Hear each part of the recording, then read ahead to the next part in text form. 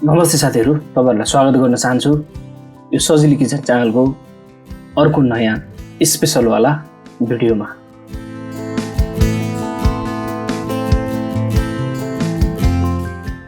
यसपालिको recipe एकदमै स्वादिलो र मिठो हुनेवाला रहेको छ।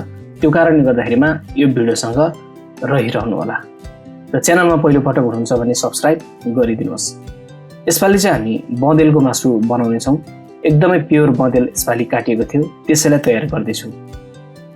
अब यसको लागि त बँदेलको मासु यसरी हामी सबै मिलेर काटेका थियौं र यसलाई आफूलाई चाहिने साइजमा मैले मासुलाई यसरी काट्दै पनि रहेको छु। दामी प्योर बँदेलको मासु हो र यसरी मासु चाहिँ काटेर तयार भयो। अब यसलाई बोइल गरेर मैले एउटा भाँडामा राखिदिएँ। बोइल गर्दाखेरि अलिकति दालचिनी र कागती राखेर बोइल गरिदिएँ। यसपछि यो मासु यतिको तयार भएको छ। अब यसलाई चाहिने साइजमा यसरी मैले काटिदिएँ। यसमा बाथ, छाला र रातो तीनै लेयर हुने गरेर मिलाएर मैले काटेको छु। अब बनाउनको लागि एउटा भाँडामा तोरीको तेललाई राखिदिने। त्यसपछि यसमा मेथीलाई राख्ने, थोरै सिङ्गो जिरा अनि प्याजलाई राखिदिने। सबै सामग्रीहरूलाई मिलाएर चलाइदिने। अब यसमा अलिकति हरियो खुर्सानी राख्ने अनि यसलाई पनि चलाउने।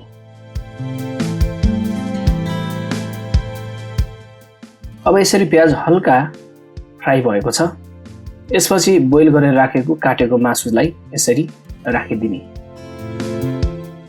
अनि मिलाएर चलाइदिने। बँदेलको मासु चाहिँ विशेष गरी चाहिँ अलिकति पातलो पातलो खालको छाला अनि बाथ एकदमै कम हुने गर्दछ। प्योर बँदेल चाहिँ र यसरी मिलाएर एक साइडलाई फ्राई हुनलाई छोड्ने अनि त्यसपछि राम्ररी पल्टाइदिने।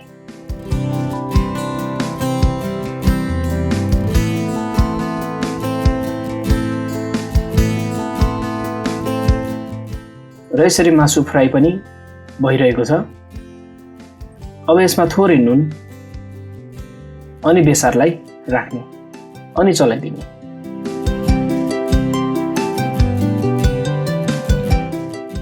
अब अदुवा र लसुनको पेस्टलाई राख्ने अनि यसलाई पनि यसरी चलाउने।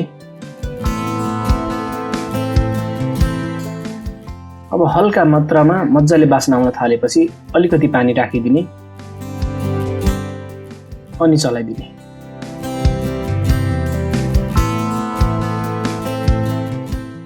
अब जिराको धुलो थोरै राख्ने अनि चलाइदिने।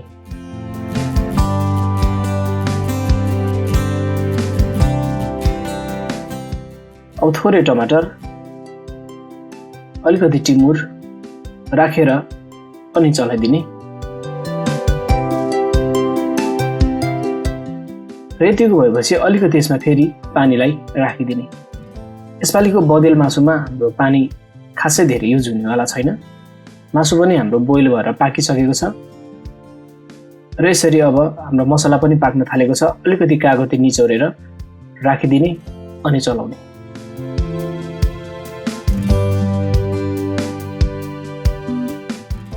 राम्रो ग्रेभी मजाको तयार पनि भयो र यसरी अब यसमा धनियाको पातलाई राखिदिने अनि चलाइदिने।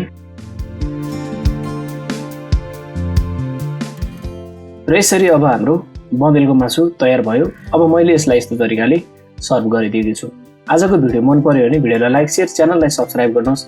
यो उपलब्ध भएसम्म प्योर बँदेलको मासु पनि बनाएर खानलाई नभुल्नुहोला। फेरि मिल्नेछौँ अर्को नयाँ र मिठो नेपाली रेसिपीहरूको साथमा। तबसम्मको लागि नमस्ते।